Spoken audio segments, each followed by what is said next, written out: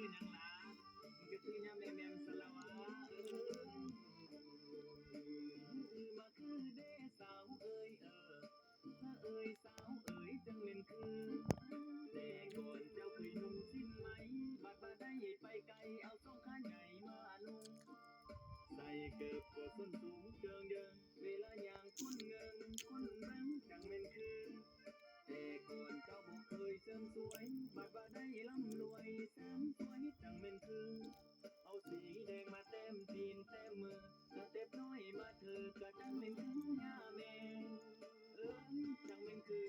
คือหยังล่ะคือหยังล่ะโอ้ยมันสิคือหยังล่ะมันก็คือแม่งย่างซีนสละวะ มาคือเด้สาวเอ้ยเอ้ยสาวเอ้ยจังเป็นคือแต่ก่อนเจ้าเคยกินข้าวเหนียวเดี๋ยวนี้เจ้าบ่เลี้ยวหันไปกินข้าวนมปังเส้นลำใส่เพลงฝรั่งเบื่อเพลงลาวบ่อยากฟังว่ามันเซ็งมันเซ็ง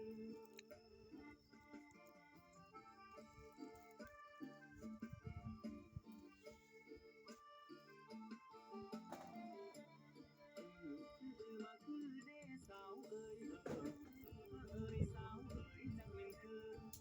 แต่ก่อนเบาแต่คอยหักเจ้าเดี๋ยวนี้เจ้าไปเว้าตั้งแต่ไอเลิฟอยู่เว้าลาวละทำท่าบ่ฮู้เว้าลาวละทำท่าบ่ฮู้บัดว่าไอเลิฟอยู่ก็โอเค